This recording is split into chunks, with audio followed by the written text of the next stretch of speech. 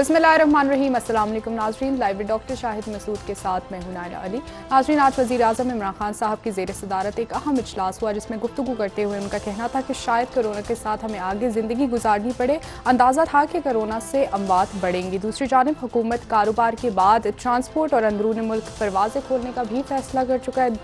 इसके अलावा नैब ने शरीफ ख़ानदान के ख़िलाफ़ एक और रेफरेंस खोलने की तैयारी कर ली है। इस समेत दीगर अहम मौज़ूआत पर बात करेंगे। हमारे साथ स्टूडियो में मौजूद हैं डॉक्टर शाहिद मसूद। डॉक्टर साहब, वज़ीर आज़म इमरान खान साहब ने आज एक अहम इजलास की सदारत करते हुए कहा है कि हमें अंदाज़ा था कि अमवात बढ़ेंगी और उन्होंने ये कहा कि SOPs के तहत हम लॉकडाउन खोलने जा रहे हैं। तो डॉक्टर साहब, पहले भी हमने देखा है लॉकडाउन के दौरान अवाम ने SOPs को उस तरीके से फॉलो नहीं किया जिस तरह से करना चाहिए था। क्या आप समझते हैं कि आने वाले दिनों में ये पॉसिबल है? देखिए, दो तीन बातें हुई हैं। पहले तो डॉक्टर ज़फ़र मिर्ज़ा साहब आज तशरीफ़ लाए काफ़ी दिनों के बाद।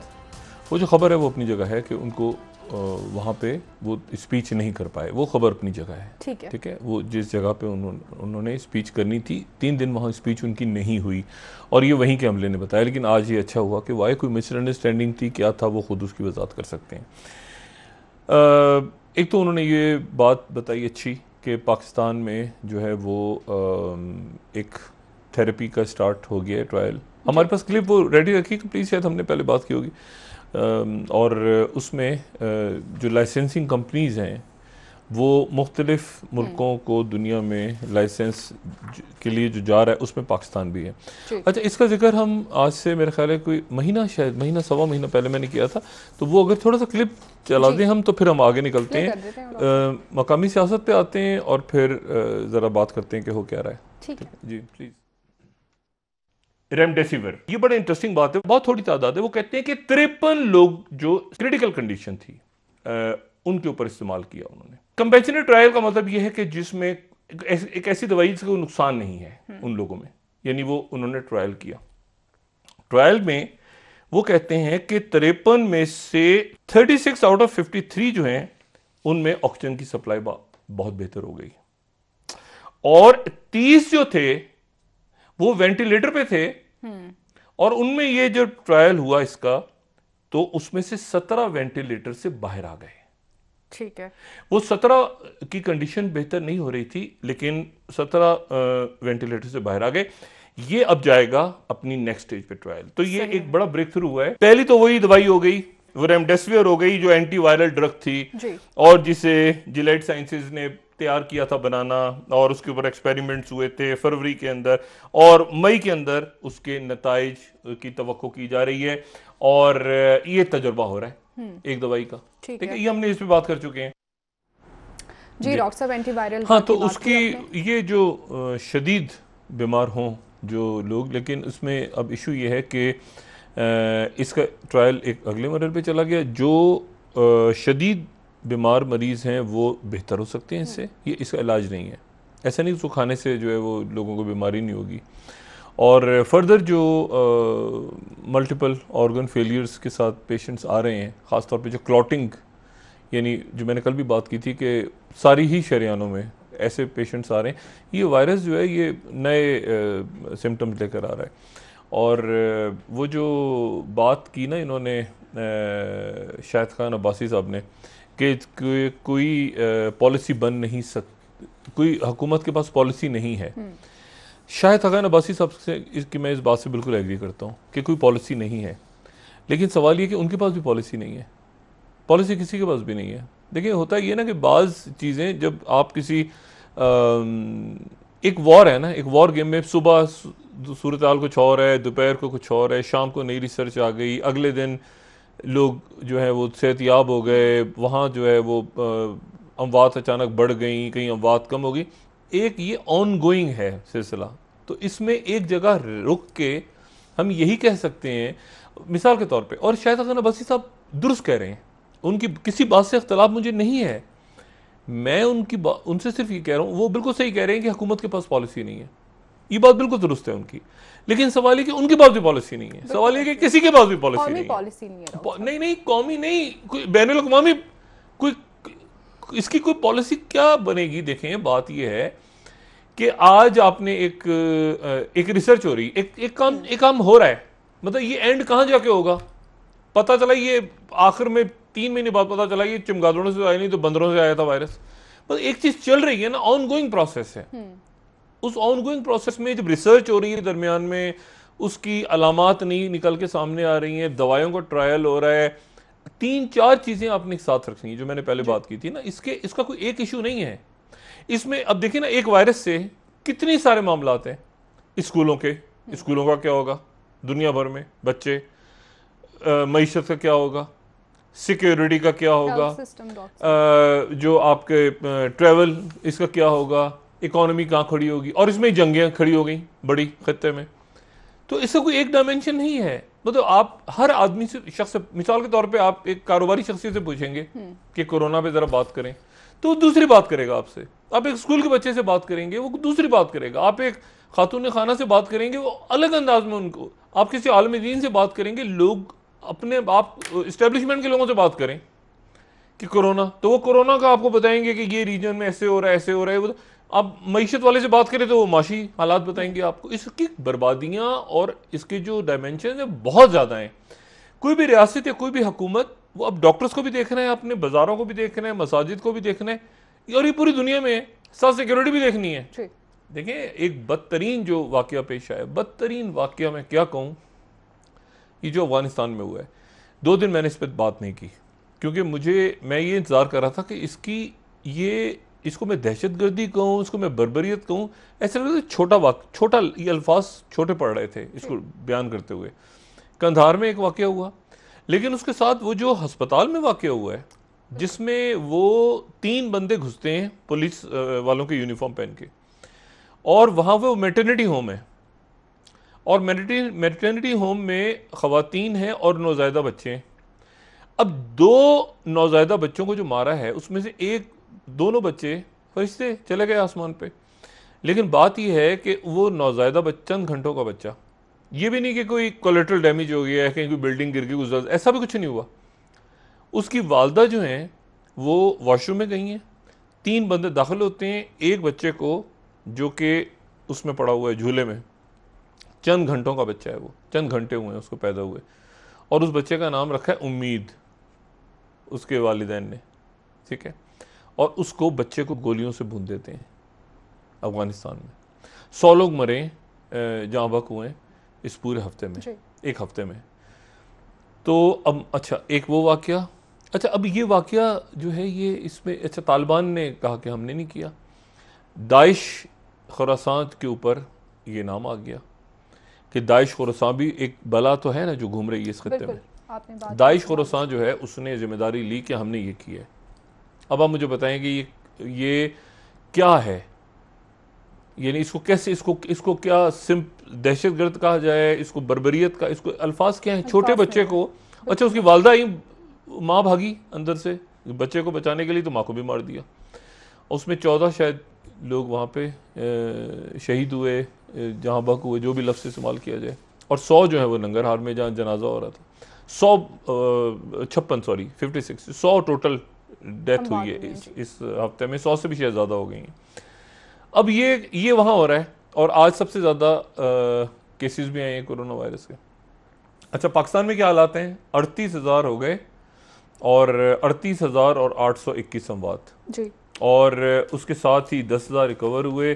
पंजाब और सिंध सबसे आगे जा रहा है। और इसमें आज ज़रा थोड़ा सा मैं मुल्की सियासत पे आता हूँ। मुल्की सियासत पे करते हैं, रीजन पे पहले बात करके। मुल्की सियासत में तारिक बशीर चीमा साहब और मुस्लिम लीग काफ ने कहा था ना कि 24 घंटे के अंदर फैसला करें, इमरान खान साहब हम कोई फैसला करेंगे। उसके ऊपर कुछ हैं मामलात, कुछ खबरें भी हैं, कुछ अंदाजे भी हैं, वो मैं बात करता हूँ। मैं आपको सिर्फ ये बताऊँ कि जो पोम्पियो हैं, सेक्रेटरी पोम्पियो इजराइल आए हैं, मैंने कल भी बात की थी, और 16 घंटे का सफ़र तय करके उनका इजराइल आना, और इजराइल आने के बाद उनका जो है वो 6-8 घंटे वहाँ पे स्टे, और फिर वापस जाना। 2-3 बातें बहुत अहम है, और ये कहते हैं हिस्टोरिकल मूवमेंट्स हैं। एक तो ये है कि वो डील ऑफ द सेंचुरी ज़बरदस्त हो गई, टोटल ज़बरदस्त। उसकी वजह यह है कि वो गैंज और नतनयाहू उनमें फटा पड़ गया कि ये, और जॉर्डन खड़ा हो गया, क्योंकि जॉर्डन वैली को भी साथ डालना था, तो वो कहीं खटर पटर पड़ गई है उसमें डील ऑफ द सेंचुरी में, जिसमें मगरबी किनारे को और यरूशलेम को और ये सारा। लेकिन एक और बहुत खौफनाक फड्डा पड़ गया। जो अजब फड्डा है वो ये है, जो मैंने कल हल्की सी बात की थी, कि सेक्रेटरी पोम्पियो ने इजराइल वो चेक किया उन्होंने आके, तो पता ही चला है कि उनकी जो हैफा की बंदरगाह है, हैफा शहर की, वो 25 साल, वो ये बड़ी इंपॉर्टेंट बंदरगाह है हैफा की जी, 25 साल का इसका ठेका ले लिया चीन ने। ठीक। इजराइल में हैफा बंदरगाह का 25 साल का ठेका चीन लेके बैठ गया। मोदी साहब को मुबारक हो, मोदी साहब को मुबारकबाद दी जा सकती है ना। चीन बैठ गया हैफा में, और उनकी जो 17 कंपनीज हैं, जो कि उनकी हाईटेक 17 कंपनीज काम कर रही हैं आर्टिफिशियल इंटेलिजेंस और टेक्नोलॉजी से, 17 में से कोई 8 कंपनियां ऐसी हैं जिसमें चाइना की हैवी इन्वेस्टमेंट है। ठीक। फिर उसके बाद जो है वो 17 में से 6 फर्म्स, और उसके बाद वहां पे रेड मैट। अच्छा, अब ये रेड मैट जो है ये है एशकेलोन, उनका एक इलाका है, उससे लेके बहरे अहमर तक, उससे लेके बहरे अहमद तक 300 किलोमीटर की एक सड़क बन रही है, जिस पे रेल भी है, और 300 किलोमीटर, ठीक। और ये है $2 बिलियन की सरमायाकारी, और ये की है चीन ने, और इजराइल में। और ये आगे जाके मुस्तकबिल में ये वन बेल्ट वन रोड का हिस्सा बन जाएगा इजराइल में। अब वो अमेरिकी ये सोच रहे हैं बैठ के कि एक मिनट ठहर जाओ, ये कुछ हमसे कुछ यहाँ कुछ मिस हो गया है, हम इधर उधर के लगे, ये क्या, ये मतलब ये कहाँ से, ये क्या हुआ है। ये तो इजराइल की टेक्निकल कंपनी, जो टेक्नोलॉजी की कंपनी में चीन घुसा हुआ है। वहाँ पे एक कंपनी से उन्होंने हैफा की बंदरगाह उठा ली है, और साथ ही उन्होंने ये रोड जो है, ये जब यूरोप में बनेगा इधर उधर सारा, तो वो उधर जो है वो आके चीन बैठा होगा हैफा में। अब इस हैफा की इंपॉर्टेंस ये है कि वहां पे छठा बहरी बेड़ा खड़ा होता है, सातवां तो यहाँ खड़ा होता है ना पैसिफिक में, छठा वहां खड़ा होता है।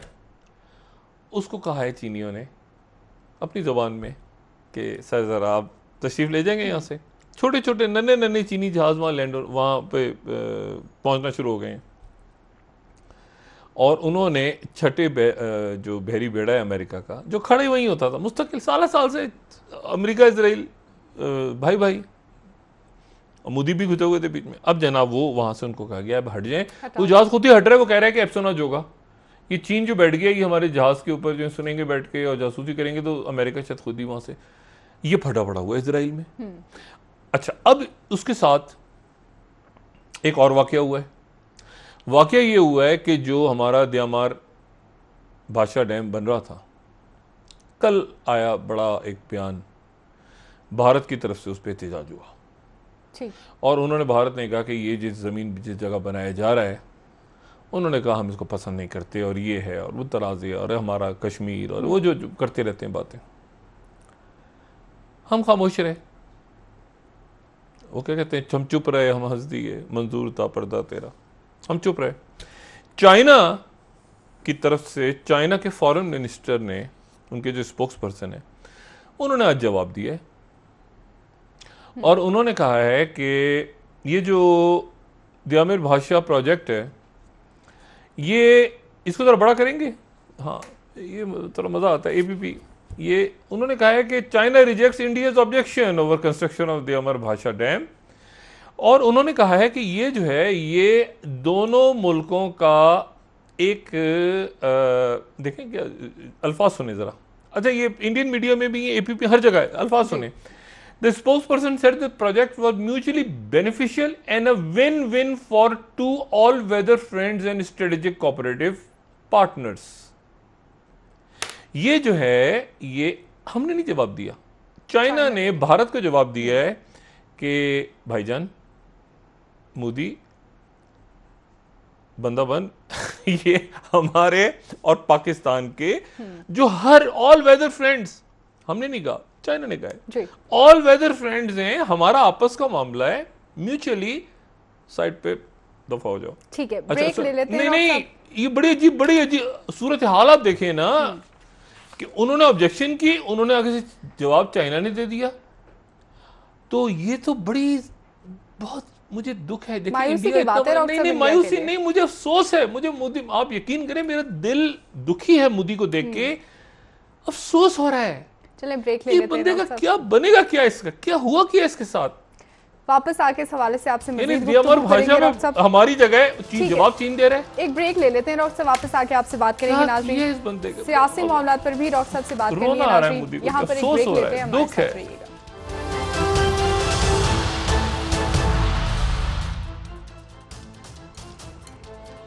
वेलकम बैक नाज़रीन। जी डॉक्टर साहब, आज कौमी असम्बली के इजलास में हमेशा की तरह अपोजिशन और हुकूमत की जानिब से एक दूसरे पर तनकीद की गई और वही सिलसिला जारी रहा। कोई हतमी फैसले हमें नज़र नहीं आए आज के कौमी असम्बली के इजलास में। कौमी असम्बली के इजलास में कुछ होना भी नहीं था। कौमी पॉलिसी नहीं बन सकी बदकिस्मती के साथ, और ये मेरा ख्याल है कि हुकूमत को वज़ीर आज़म से हम तो गुजारिश ही कर सकते हैं, वो अगर वॉर कैबिनेट पे चले जाएं तो मुनासिब है। उनके आसपास बैठी हुई शख्सियात, उनका अवाम के साथ डिस्कनेक्टेड हैं, टोटल डिस्कनेक्टेड शख्सियात हैं, अच्छी होंगी बहुत, लेकिन अवाम जो है नीचे मतलब ज़फ़र मिर्ज़ा साहब ज़बरदस्त आदमी हैं, उनकी जगह यास्मीन राशिद होती, तो लोगों के साथ एक कनेक्शन उनका, ठीक है ना। या सानिया निस्तर की जगह यास्मीन राशिद होती तो एक लोगों के साथ एक उनकी कनेक्टिविटी बनती। बड़े अच्छे लोग ऐसे हैं जिनके ऊपर जो इमरान खान साहब की जमात में रहे, और इस वक्त इमरान खान साहब हुकूमत में आए, बुला सकते थे उनको। कोई ऐसी कोई नाराज़गियाँ दुश्मनियाँ क्या थी, फौजिया कसूरी को बुला लेते। फौजिया कसूरी साहिबा जो हैं उनको उनका एक पीटीआई के अंदर बहुत बहुत उनकी जगह रही है, और वो अगर आके, वो MNA MPA तो नहीं है ना, लेकिन अगर आके वो सिर्फ बैठी होती ना और वो कह रही होती कि मैं इस वक्त ये देख रही हूँ ये जो एहसास प्रोग्राम है या बाकी जो प्रोग्राम्स हैं, तो लोगों की, आम लोगों की एक कनेक्टिविटी बनती है कि अच्छा ये फौजिया कसूरी साहबा, हम जानते हैं यार फौजिया कसूरी साहबा को, मतलब एक आपको पार्टी। अब वो सानिया निस्तर साहबा PTI में नहीं है, और उनकी एक NGO है, ठीक है ना, जो कि अमेरिका से ज़ाहिर है उनका ठीक है, मतलब उनका फंडिंग वंडिंग होती रही है, उनकी भी शायद हो रही है, वो उसमें चली जाएंगी वापस, वो उनका PTI से कोई ताल्लुक नहीं है। अब मसला ये है कि ज़फ़र मिर्ज़ा साहब WHO के हैं, बड़े ज़बरदस्त आदमी हैं, लेकिन अब चलें ठीक है। अब बात ये है कि एक कनेक्टिविटी बनती है ना कि ये लोग बैठे हैं, तो अब इस यहाँ पे आज सिर्फ असद उमर थे, इस सिर्फ असद उमर साथ हैं, और वो भी कब तक है मुझे नहीं पता। तो वो लोगों का एक वो होता है ना, अच्छा अब राब्ता नहीं राब्ता नहीं, यानी लोग एक फेस होता है ना, फेस है, मतलब जैसे यास्मीन राशिद हैं, अब लाहौर में, पंजाब में बेशुमार वज़रा हैं, लेकिन लोग सबसे ज़्यादा अगर किसी की तरफ देखते हैं कि ये PTI की गवर्नमेंट है, तो फेस आपको नजर आता, उस्मान बुज़दार से भी ज़्यादा, उस्मान बुज़दार से भी ज़्यादा, नहीं उस्मान भाई एक आपको पार्टी के लोग हैं ना पुराने, तो आपको नजर आता है कि अच्छा यार यहाँ पे ये यास्मीन राशिद साहब हैं। बहरहाल फैसला इमरान खान साहब का है, वो जैसे भी करें, और बड़ा अच्छा काम किया उन्होंने। अगर आप यास्मीन राशिद साहबा का देखें तो उन्होंने पंजाब में, मतलब है कि आसान नहीं, पंजाब के हॉस्पिटल्स और पंजाब के लोग और आबादी, अब सिंध में भी, हर जगह भी इन हालात में बहुत अच्छा काम किया। अच्छा अब मसला ये है कि इमरान खान साहब ने जो आज बात की है कि हमें इसके साथ रहना होगा, इस कोरोना के साथ रह तो रहे हैं सब, पूरी दुनिया रह रही है, और बात उसमें गलत नहीं है। देखें दो तरीके, उस दिन भी मैंने बात पहले भी की थी, मैं उसी बात को रिपीट कर रहा हूँ। दो तरीके होते हैं कि आप रहते हैं, एक यानी निपटते हैं वबा के साथ। एक होता है कि उसकी वैक्सीन आ जाए। वैक्सीन सिर्फ एक ही वबा की आज तक आई है, एक ही, यानी एक ही वायरल पेंडेमिक की, जो कि ख़त्म हुआ है दुनिया से, और वो है स्मॉल पॉक्स, चेचक। 70 की दिहाई के बाद चेचक जो है वो ख़त्म हो गई, वो बड़ी सुइयों वाले, जो मैं पहले भी बता चुका हूँ, जिन जिन के बाजुओं पे लगी हुई है, वो उनको चेचक ख़त्म हो गई। उसके बाद बेशुमार ऐसे वायरस हैं, बेशुमार ऐसे बैक्टीरिया हैं जिनके साथ हम रहते हैं, और उनकी एपिडेमिक होती है, फैलती है। मिसाल के तौर पर मलेरिया आज की दुनिया में फैल रहा है, मलेरिया फैलता है, और लेकिन मलेरिया आता है, बेशुमार लोग मरते हैं पूरी दुनिया में, और वो है। इसी तरह से इबोला है, उसके साथ लोग रह रहे हैं। इवन फ्लू है। अच्छा ये जो फ्लू हो जाता है ना एक दफ़ा, ये जो वायरल फ्लू होता है, और जी। हर एक को एक्सपीरियंस होगा कि लगता है कि मैं उसकी बता भी चुका हूँ अलामात के, लोगों को लगता है कि हमें बुखार है, बुखार होता नहीं, कहते हैं माथे को हाथ लगाओ चेक करो बुखार नहीं, लेकिन लोग उसके फ्लू के अंदर इम्यूनिटी पैदा हो जाती है, लेकिन वो दोबारा भी होता है, वो फिर होता है, फिर होता रहता है, यानी ये नहीं कि एक दफा आप इम्यून हो गए तो हमेशा के लिए इम्यून हो गए, तो इस वायरस का हमें पता नहीं है। ठीक। डॉक्टर अब साहब, इसके माहिरीन की तरफ से ये भी कहा जा रहा है कि कोरोना केसेस के बाद हो सकता है कि टीबी की केसेस पे भी मजीद इजाफा नहीं, हो। वो तो क्लोज, वो तो बात उन्होंने जो डॉक्टर फैसल ने की है वो कोई और बात, वो तो ये कि जब आप किसी क्लोज जगह पे रहेंगे, एक जगह पे आप रहेंगे सारे लोग, और उसमें उनमें ट्यूबरक्लोसिस भी है, उसमें और भी, तो वो उसके नतीजे में और फैल जाएंगे, वो उन्होंने एक बात की, और वो इस तरह की बहुत सारी स्टडीज हो रही, जाहिर है वो तो एक साथ रहेंगे तो कत्ल भी कर देंगे एक दूसरे को, मतलब इतने सारे लोगों को कहाँ बंद करेंगे आप एक डब्बे में, 8-8 10-10 लोगों को इस दुनिया में, और ये तो मतलब पॉसिबल नहीं है। तो भारत दुनिया खुल रही है, और दुनिया खुल रही है जैसे तैसे करके इसके साथ निपटेंगे जब तक इसकी वैक्सीन आ जाएगी। फिर दूसरा जो सबसे ज्यादा जो वबा गायब हुई है ना, वो है कि खुद ब खुद गायब हो जाती है। ये जो ताउन फैली थी ना, जब ताउन फैली थी तो उस वक्त ये था, ये जो जिसको ब्लैक कहते हैं, तो उस वक्त ये था कि ये काले चूहों में नहीं होती, भूरे वाले चूहों में होती है। रिसर्च आई थी कि जो ब्राउन कलर के चूहे होते हैं ना, तो ब्राउन चूहों के, यानी ये रिसर्च जब हो रही होती है ना दरमियान में, तो लोग काले चूहों के बजाय ब्राउन कलर के चूहों के पीछे लग गए थे, एक ये रिसर्च आ गई थी। तो रिसर्च चल रही है अभी तो, और उसके बाद ये हुआ कि वो फिर अभी भी ताउन कहीं होती है, नहीं होती, ये होता है, तो लोग उसके साथ फिर जिंदगी गुजारते हैं आहिस्ता आहिस्ता, ठीक है ना, लोग निकलते हैं, केसेस बढ़ेंगे आने वाले दिनों में, अमवात होंगी, एसओपीज, कहीं लॉकडाउन होगा, कहीं खुलेगा, कहीं बंद होगा, फिर मतलब ये चलेगा सिलसिला। जो पाबंदी करेंगे वो अपने आप को भी महफूज रखेंगे, अपने जानने वालों को भी, वरना एक बड़ी तादाद दुनिया से गुजर जाएगी, और वो अपनी वजह से गुजरेगी, उसमें ना हुक्म, उसमें ये होगा कि पाबंदी नहीं किया आपने तो भाई एक मिनट, एसओपीज को फॉलो नहीं किया तो लोग फिर अपनी खुदकुशी की तरफ ही जाएंगे ना, अगर एसओपीज को फॉलो नहीं किया। जिन मुल्कों में लोगों ने बता दिया, अमेरिका में भी हम खोलने जा रहे हैं, एसओपी ये है, जो नहीं करेंगे वो अपनी जान से भी जाएंगे और रिश्तेदारों को भी तंग करेंगे बाकी लोगों, तो ये तो फैसला उनका ठीक है। अब सियासत पे थोड़ी सी बात करें। डॉक्टर साहब, नैब ने शरीफ खानदान को भी एक और रेफरेंस में शरीफ खानदान को रखे साइड पे, ना अभी शरीफ वो तो साइड पे रखे ना, वो तो एक तरफ रखे अभी। आप पीपल्स पार्टी कहते हैं, मैं थोड़ा I have done with Peoples Party and Muslim League Noon, boring, सब रखे साइड पे, वो आ रहा है जा रहा है, वो जो भी रखे साइड। अभी हम पीटीआई पे आ जाए ना, इधर क्या खेल हो रहा है, वो जब वो कहीं से निकलेंगे तो वो बात करेंगे। अभी तो वो ऐसी, अभी तो वो बता रहे हैं ना कि एक में ऐसे करो ये करो वो करो फलां। इधर क्या हो रहा है ये बड़ा इंटरेस्टिंग है। इधर ये हो रहा है कि तारिक बशीर चीमा साहब को वो मिले थे इमरान खान साहब से। इमरान खान साहब ने कहा कि 24 घंटे के अंदर अंदर जो है वो मैं आपको बताऊंगा कि इसके पीछे कौन है, और लाइन कट गई, और लाइन कट गई। उसके बाद इमरान खान साहब की तरफ से ना बात हुई, और ना तारिक बशीर चीमा साहब स्ट्रेट आदमी है, खुल के बात करने वाले आदमी, उन्होंने भी रब्ता नहीं किया। उसके बाद जनाब ये हुआ कि वजीर आला पंजाब आए इस्लामाबाद, उन्होंने शुगर कमीशन के सामने पेशी दी और वापस चले गए, दरबार में हाजिरी नहीं दी। नहीं ना वापस। अच्छा, उसके बाद जनाब असद उमर साहब जो है वो भी गए।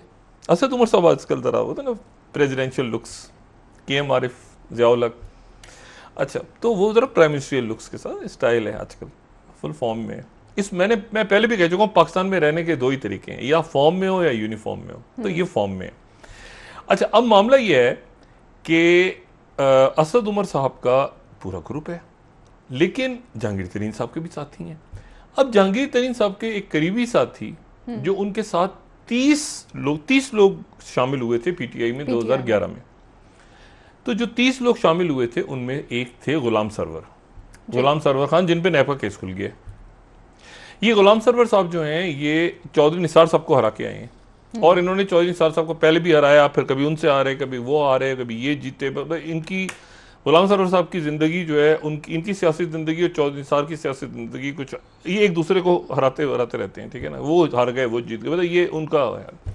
अब इनके खिलाफ जनाब नैब ने अपनी कार्रवाई शुरू कर दी है, और तहकीकात का खैर नहीं, क्योंकि ये जो है ना, ये इसाक खाकवानी साहब काफी बड़ी, देखिए जहांगीर तरीन साहब के अपने दोस्त भी तो है ना। तब इमरान खान साहब ने पीछे किसी ने लगाया होगा, बताया होगा कि सर ये गुलाम सरवर साहब आज असेंबली में आए, उन्होंने कहा करो मेरी जितनी भी आप कर सकते हो, मैं अपने आप को पेश करता हूँ नैब के सामने सारा। अच्छा, तो बहरहाल लेकिन वजह जो है, जो सियासी हलकों में कही जा रही है कि ये चूंकि जहांगीर तरीन साहब के घर मुस्तकिल इनका आना जाना था। आना जाना है, ठीक अच्छा, है। यहाँ एक अब और किस्सा है। डॉक्टर साहब ब्रेक के बाद आपसे बात गवर्नर करते हैं। राज लगने की का डिस्कशन हो रहा है, ठीक है डॉक्टर साहब, आपसे मजीद गवर्नर रूल का डिस्कशन हो रहा है जी आपसे बात करेंगे इस हवाले से मगर मजीद। वो अच्छा चलो मखवा लें आप। ब्रेक ले लेते हैं नाज़रीन, ब्रेक से वापस आएंगे, सियासी मौज़ूआत पर डॉक्टर साहब से मजीद बात करेंगे, हमारे साथ रहिए।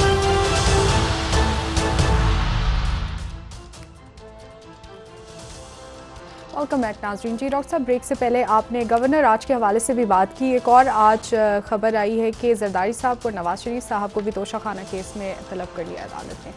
वो छोटे इश्यूज हैं साइड पे, उसको जब वो तेज़ होंगे तो रोज़ के हिसाब से 4-5 नोटिस जा रहे हैं ना।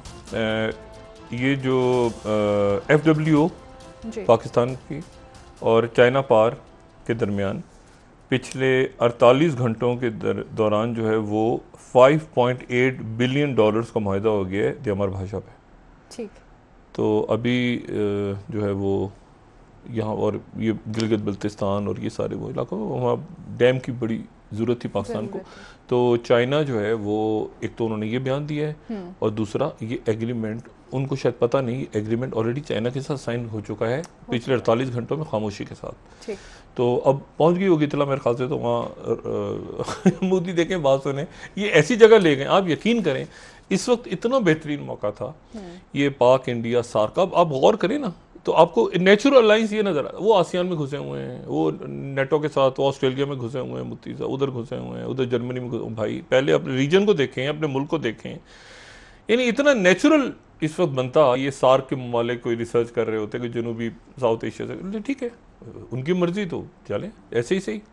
अच्छा, लेकिन अवाम नहीं चाहते, पब्लिक नहीं चाहती। पब्लिक चाहती है कि यार एक मिनट ज़रा कोई इन दिनों में कोई अच्छी बात होती, कोई बात, ये नहीं चाइना इंडिया की जंग का कोई पाकिस्तान को फ़ायदा होगा, सवाल ही पैदा नहीं होता। ये कोई मुनासिब है जंग, सवाल ही पैदा नहीं होता। ये कशीदगी, खुदा न खास्ता एक्सीडेंट हो जाए कोई पैसिफिक के अंदर, इतना सारा वहाँ पे एयरक्राफ्ट और ये आपके इंडियन ओशन के अंदर ईरान के साथ, और इतना कुछ, इतना असला खड़ा यहाँ पड़ा हुआ सारा, अफगानिस्तान अनस्टेबल हो रहा है, किसी का फ़ायदा है इसमें? नहीं। सवाई ये कि चंद वो अनापरस्त लोग जो है बस वो बैठे हुए हैं और वो नहीं, हम तो ये करेंगे, वो करेंगे, फलां करेंगे। वो तिब्बत भी गया तो जनाब सिकम भी गया, तो ये भी गया तो वो भी गया, और वो बैठे बैठे बोले जा रहे हैं। लेकिन अब इस पे LOC पे टेंशन है। बहरहाल LOC के ऊपर वो कोई ना कोई हरकत करेंगे। प्रेशर बहुत आ गया है ना मोदी पे कि क्या कर रहे हो भाई तुम। और अच्छा, ये गवर्नर आज के वाले से जरा बात करते हैं। देखें चंद मिनट होंगे यकीनन, तो इसके बाद मैं कंक्लूड करता हूँ। इमरान खान साहब का क्या प्लान है, क्या जहन में है, ये मेरे लिए समझना मुश्किल है। और ये जाहिर है कि वो भी अपनी स्ट्रेटजी जो है वो देख रहे हैं कि उनके पंजाब में क्या हो रहा है और ये सारा क्या।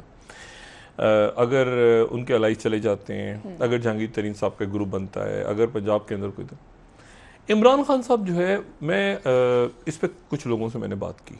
मैंने कहा यहाँ क्या हो रहा है इस्लामाबाद के, क्या है मतलब इसका कोई, कैसे के अलाइज चले गए पंजाब के अंदर, वो गवर्नमेंट गिरा देते हैं, ये कर देते हैं। बुजदार साहब का भी कुछ पता नहीं चल रहा। इमरान खान साहब पंजाब में गवर्नर रूल लगा सकते हैं। ठीक। इमरान खान साहब जो हैं वो पंजाब में गवर्नर रूल लगा सकते हैं। और इमरान खान साहब जो हैं वो क्योंकि वो नंबर गेम और ये सारा ऊपर नीचे दाएं बाएं, और उसके साथ जो है वो मुस्लिम लीग कायद आज़म की जो शख्सियात हैं, रहनुमा हैं, उनकी जो सबसे बड़ी शख्सियत है उस फैमिली की, उन तक को गिरफ़्तार करने का इमरान खान के जो करीबी हल्के हैं वो कह रहे हैं कि उन तक को शायद गिरफ़्तार कर लिया जाए। सही। ठीक। जिनके ऊपर तकरीबन हर जमात का कंसेंसस है, उनको बहुत एहतराम से देखा जाता है, उनकी तबीयत भी ठीक नहीं है, और वो, लेकिन उनको वहाँ तक इमरान खान कह रहे हैं कि मैं दे दूँ। और उसके साथ ही वो बलूचिस्तान से भी खुश नहीं है, क्योंकि बलूचिस्तान को सिंध ने तारीफ़ की है बलूचिस्तान की, और बलूचिस्तान जो है वो जो बात कर रहा है कि हम, उन्होंने आज कहा ना हम ट्रांसपोर्ट अभी ये बंदी, तो इमरान खान साहब जो हैं वो बलूचिस्तान, सिंध, हो सकता है पंजाब से शुरू हो जाए, हो सकता है, लेकिन वो इन हुकूमतों से खुश नहीं है इस पूरे उसके बाद कि यार मैं जो है वो लेकिन फिर उसके बाद क्या सूरत हाल होगी, अगर ऐसी पिक्चर बनती है तो उस पर कल हम डिस्कस कर सकते हैं। लेकिन पंजाब के गवर्नर, पंजाब और KP फिर वो बढ़ जाएगा, क्योंकि ये KP का जो वाकया हुआ है वो भी इमरान खान साहब ने बोले, अभी 2 वज़रा आए और चले गए और ये साहब, तो वो ये हो सकता है कि फिर ये होता है ना कि सिंध में लगा दिया, पंजाब में लगाया, उन्होंने कहा दोनों तीनों जगह ही लगा दो। बहुत बहुत शुक्रिया डॉक्टर साहब जी। नाजरीन, प्रोग्राम का वक्त खत्म हो गया है, कल इंशाल्लाह दोबारा आपसे मुलाकात होगी। मुझे नाला अली को इजाजत दीजिए। अल्लाह हाफिज़ जी डॉक्टर साहब। अपना दोस्तों, रिश्तेदारों, गिरदोनवाह के लोगों का सब ख्याल रखिएगा। अल्लाह हाफिज़।